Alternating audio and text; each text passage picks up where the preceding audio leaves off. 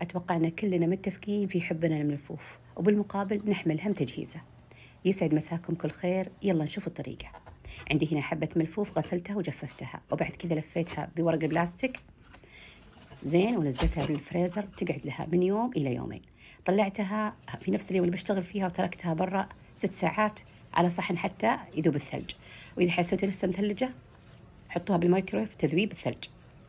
الحشوة هنا عندي 3 أكواب من الرز المصري، أضفت له موية حارة وتركته ربع ساعة، بعد كذا صفيته ونزلت مجموعة من البهارات. راح أكتب جميع المقادير أسفل فيديو. وعندي هنا أوراق الخضراء، الكزبرة والبقدونس والشبت.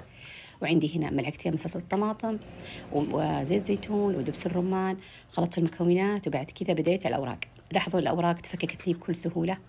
هنا زي ما تشوفون فكيت الورقة وشلت العرق الأبيض القاسي اللي في النص، وبعد كذا قصيتها مربعات. راح تكون سهلة جدا ما تاخذ وقت. هنا انتهيت من كل الكمية، وبعد كذا أبدأ أحشي. راح أستخدم اليوم الصينية.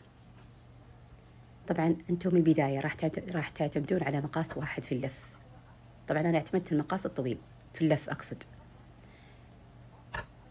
لاحظوا مرة تجيني شكل مربع مرة مثلث، أهم شيء اللفة في النهاية تكون كلها مقاس واحد.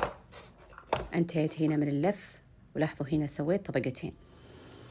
وراح أجهز الصوص. هنا عندي مقدار ملعقتين من صلصة الطماطم وزيت الزيتون وبهارات ماجي وملح وماء ساخن. بعد كذا صبيتها على وجه الملفوف.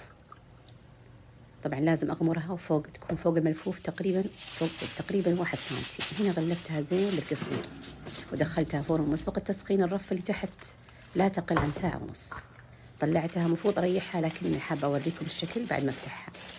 صراحة الريحة والشكل والطعم لا يوصف، شيء لذيذ بالآخر. وسلامتكم.